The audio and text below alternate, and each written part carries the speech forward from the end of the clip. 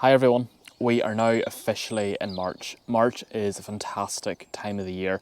However, if you are located in the UK or Ireland, we are due a cold spell now next week. Much against my own contradiction, I have already started seed sowing and I will show you some of that shortly. I have been doing some repotting in the Polytunnel, and again I will show you that very shortly as well. And yeah, I suppose I'm just going to take an opportunity in this video to show you my garden not looking at its absolute glam. So I'll be covering a few maintenance tips in this, which is good to do now if you can. And I suppose I'm just conscious of this cold spell coming in, so I'm going to kind of hold off now before I propagate or do any more seed sowing, just until we see what the weather's like week after next. I prioritise my garden to have colour from about the end of May right through to September, and then there is a lull. So you'll find my garden is made up of a lot of herbaceous perennials. There's not so much evergreen structure and there's not a lot of shrub structure, and that can leave my borders feeling quite flat then those other sort of 6 months. And I think it's good to point out, if it, do in your garden what you want for you. So I particularly want colour the rest of those months, and I want lots of perennials and I want lots of annuals, and I don't mind that my borders look a wee bit flat now at this time of year. However, if you're somebody that needs structure all of the year round, I probably would invest over the winter months or now, investing in some good evergreens or some good shrub structure that will carry you through these lull months. Don't get me wrong, I do have the odd thing.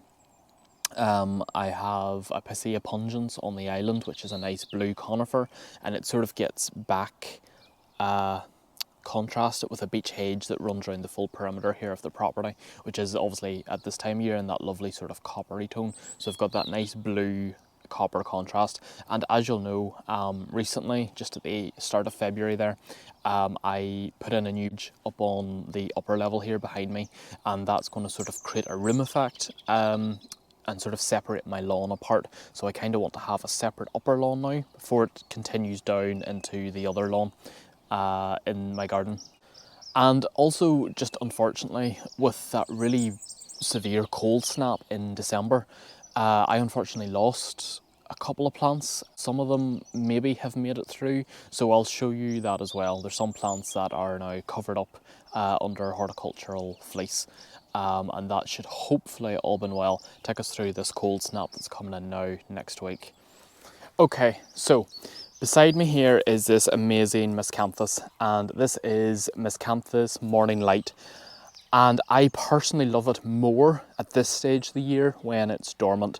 So Miscanthus falls into a category which is known as deciduous grasses, which means obviously it's not evergreen, and at this time of the year this is it in its sort of dimmest form. Now that we have reached March, the plant will naturally sort of shred out all this last year's growth on its own. But it's a good tip just to cut it flat to the base as tight as you can to encourage the new growth to come up through and not have to compete with that in case the plant takes a while to sort of self-shred it itself. So I've got new secateurs here. I'm left-handed, so they're left-handed secateurs, and I'm going to go as close as I can to the bottom and remove the foliage. And you just want to do as clean cuts as you can.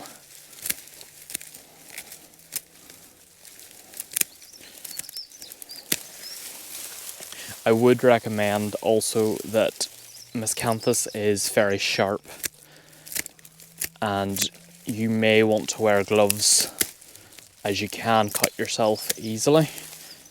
So evergreen grasses then does not require this approach. You do not do this to an evergreen grass, and we will cover those shortly. If you're massively into grasses and you really like them, they can be quite costly to buy in garden centres, and what I would recommend is March, April, more so March, would be a good time to lift this clump if you wanted to and divide it. However, I don't want to do that, so I will be leaving it for today because I quite like the size of this clump, and it creates a lot of impact for me in midsummer, and it looks fantastic right into autumn. But you can hear how woody last year's growth is, and I can see some green tips here down at the base, and that will be this year's growth coming through. Now, even though I did mention there's a cold snap coming through, grasses are extremely hardy, so this is not doing it any harm, although it does look a wee bit severe. But essentially we've just given the grass a haircut and removed out a lot of growth that was only going to naturally shred itself out anyway.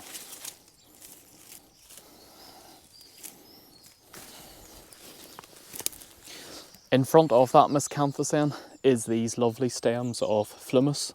I love phlomis. It is an amazing herbaceous perennial. Phlomis flowers sort of June time, sort of mid-June, early July.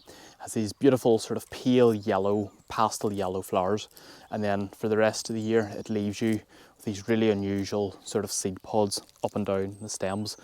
I leave them right through the autumn. I don't cut them back, and I've left them all winter, so we're now in March, and that means if any birds want to eat away at those seeds, they can. And what I might do shortly is cut a few of them down and see if I can get any seeds that are left from these pods, but I'll leave as many as I can, and then maybe once I've gotten into April and light levels are up and there's more food for the birds, then I'll remove all these stems. However, naturally the plant will just break them off anyway, and new flowers will start to emerge from about mid-May onwards. But fantastic plant, great for coastal areas if you're somebody that lives in a coastal zone. This is a very good salt tolerant plant, does great in full sun, very drought tolerant as well, which is why I have it in this border. The ground here is very free draining, and this beech hedge behind exacerbates a lot of the moisture in the soil, so this plant does really well for that. Okay, so I covered deciduous grasses there. So this is a different grass. This is Stipa chimissima, and it's also known as the Ponytail Grass. This is what's classed as an evergreen, and this sort of gold colour is actually its natural colouring, and you'll see at the base there it is more green. You're not cutting this one back. So what we're doing, and again you might want to wear gloves for this, some grasses are sharper than others, but this one's quite soft, is just run your hands through it and pull out. You can do this with a hairbrush as well. Just kind of pull out any dead bits. So you can kind of see there. You don't want to tug, you're just kind of loosely running your hands through, and any bits of dead growth will just pull out. And again, from the bottom, all the way up, just run through. This one's not so bad, but you might get more out of other grasses, just depending. But yeah, you should never need to cut these at all costs if you can avoid it. Just gently run your fingers through. I say the dead bits will naturally just pull themselves out. And that's really it. We'll just leave it like that. Behind me then is the pond, and as you can see there's no water in it at present. All the water is completely drained. In the pond, my pond by the way, sorry, is naturally lined, I should have mentioned. So I have these reeds grown in it, and the reeds can get a bit problematic because they're quite ferocious growers and they grow very quickly. These seed pods can also get quite invasive. So what I tend to do is they look lovely from November right through to December, but then they start to break apart like this one, and they send white seed scatterings everywhere. So to reduce the spread, and whilst they're still in this solid form, I spent most of yesterday removing them. With this obviously being the driest February on record since 1993. There hasn't been a lot of rainfall since the end of October, November. And what I'm finding what that means is to keep this pond full, because the way this pond works, it's more of a swell, and basically a swell just means a natural basin that collects water. But as climates continue to get drier, obviously this pond is not retaining as much moisture, which means it's nearly spending half the year empty as it is full. And that can be really annoying, because obviously I want to celebrate it as a pond, you know, as a natural pond. But, you know, as climates are changing, and if there is severe rainfall, this pond, it would shock you, can quickly fill up.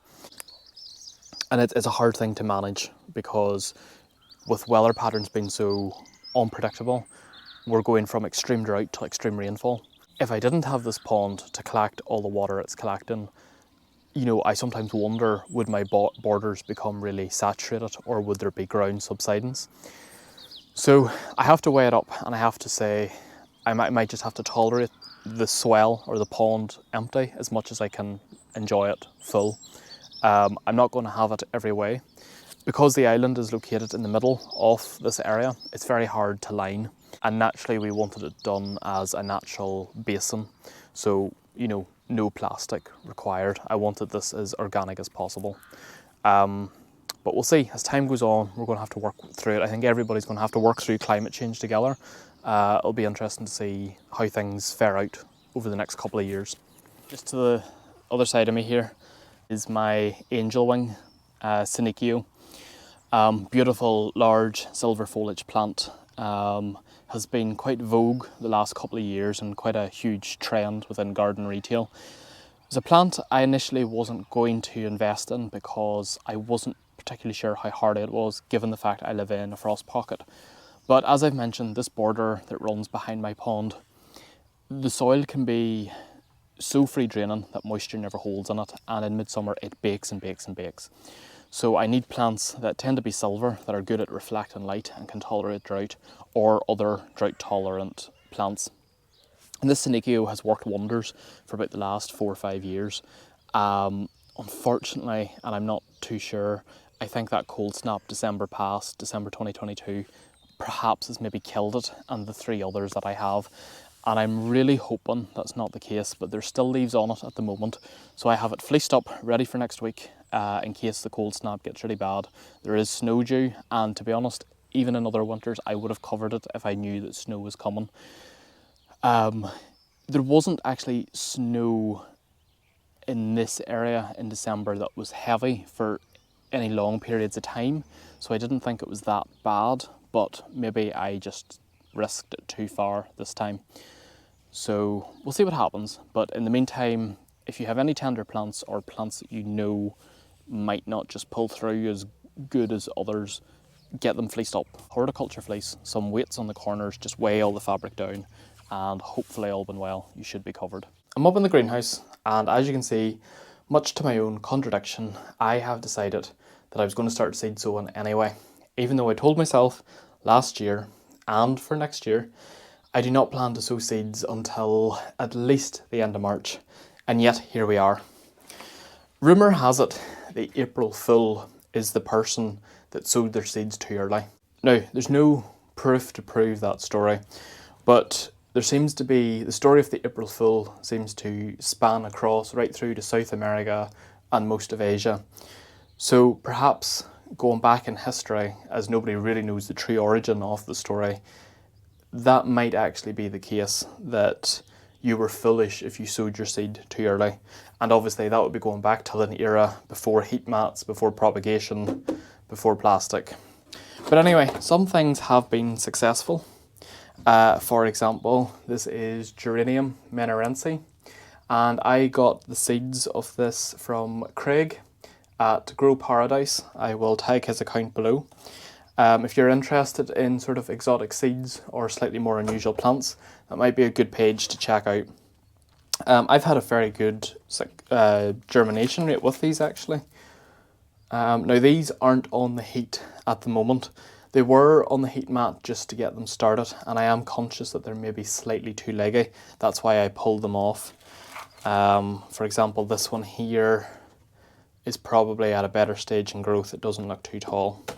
But I bought 3 packets of the same seed, so I plan to sow a packet at the end of March, and I plan to sow a packet in the middle of April. And sometimes I do that if there's a plant that I'm after and there's maybe not a high seed content in the packaging, I'll just order maybe 3 or 4 packets of the same plant, and then I'll trial them over different months. Because sometimes you will find, even though a seed packet might say you can sow from February, that doesn't mean you should. So I'm excited about those. Geranium Maderense has been a plant that I've wanted for a long time. It comes from the island of Madeira originally. Now, not fully hardy, so those probably will be in the Polytunnel this incoming winter, or in here in the greenhouse. Some things then haven't been successful. I just have a lot of pots of grit at the moment, but I'm not throwing anything out or, you know, jumping the gun, because some things just might be slow. For example, let me see, that's a tray of Achillea. But for some reason, I seem to have success on this side of the tray and not so much over on this side of the tray. So I do keep rotating the trays every couple of days just to see how they're getting on. Now those are on a heat mat. And then, for example, again, I'm having success around the perimeters of the tray, but not so much in the middle. That is a tray of sea holly. And I can see they're very thin wee roots popping out through the bottom there. Sea holly tends to have a long taproot, so you can't keep them in seed trays too long. They do need to be repotted quite quickly. But yes, that is what's happening on the greenhouse front. And I'll just show you the polytunnel whilst I'm here. So this area you can see around me is something I've been keeping slightly hushed. I've not been fully disclosing it to date, but it's an area of sand that has been completely levelled as to the best of my ability. I'll be setting my soaker trays on this area. It's perfectly level, and any plants that get moved on from the polytunnel will be coming out of here and been set here. Basically, it's nearly like my own mini nursery. And yes, hopefully there'll be further developments from that, but I will keep you posted. I'm still trying to get a few things tied up. My leaf mould that I collected back in the autumn is all sitting here, it's all bagged, and it's good just to sort of sit here and I can keep an eye on it, and if it does require a moisture top up I can just give it a wee blast of water. I hope to be doing veg in a bigger way again this year. As some of you may know if you've been following this channel for a while, veg is something I only dabbled into last year for the first time, and regrettably I probably should have started it way sooner. So there'll be lots of veg content coming. Really excited for that actually. I'm buzzing for that. There's a lot happening this year. I'll show you inside the tunnel as well just before I finish up, because there's been lots of potting on happening. And I say, once those plants, this cold spell goes away and those plants are a wee bit tougher, they'll be coming out here and there'll be a full succession from greenhouse to tunnel till here. So yes, in the tunnel then, loads of plants been potted on recently. Lots of lupin. I'm hoping the colour of those lupins are red, but time will tell. That's what the packaging said, but if anybody is familiar with growing lupins, you can't always guarantee the colour the seed says it is will be the true colour of the flower. Now, I managed to get hold of yellow lupin seed before, and I did have quite a good success where most of the seed turned out yellow, but there was some kind of oranges and kind of salmon colours crept in, so you always do need to be careful. If you're growing lupins, wait until they've officially flowered before you plant them, just so you genuinely know that it is the colour you want. You'll find purples, pinks and blue tones in lupins tend to be a dominant colour, so just always check your seed supplier before buying. Now, also what I really want to show you, and I'm not going to go into too much detail in this video, so there'll be another video coming about this, is this guy. So this is a heater I have got for the tunnel. To be honest, it'll be getting trialled this week, and this is the battery that supports the heater. So the heater will run off kerosene, which is much cheaper than other fuels at the minute, given where the world is at with the cost of fuel. It's all topped up with fuel, ready to go. There's this little remote for it as well. I can set it on a timer. And then there's an extraction heat pipe that runs behind this, and then it runs through a wee vent in the tunnel wall at the base, not the plastic, but there's timber that runs along the bottom. And then the emissions then will go outside.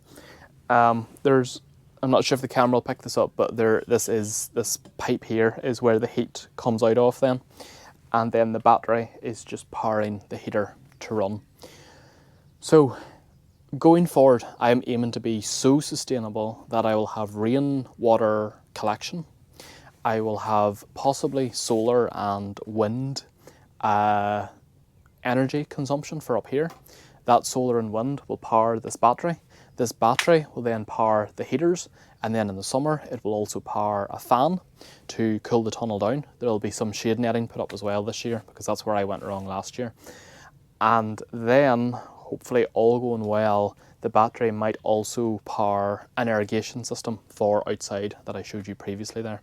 So this little battery is going to be doing a lot of work, and hopefully once I get solar and wind power set up, I will be fully sustainable in the sense that I hope to run this whole tunnel without actually having to take any mains from the house. So no electric will be coming from the house to help me sort of keep this going. And that would also include my propagators, heat mats, etc. in the greenhouse. So that is the goal.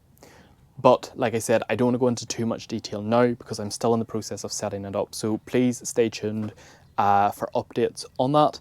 And if you want to know more, drop me a comment and I'll try and answer as best I can. But as I say, I am trialing this at the moment, so it's a learning curve for me as well. But I'm super excited for it. So that is my 2023 goal, is hopefully to be extremely sustainable from a food point of view, from a plant point of view, from an energy point of view. That is my aim. So as always guys, thank you so much for watching, supporting this channel. If you have any questions or you want to see a video covered on something else, let me know about that as well, and I will try and do that as best I can. But yep, as always, thank you for everybody's support. Bye.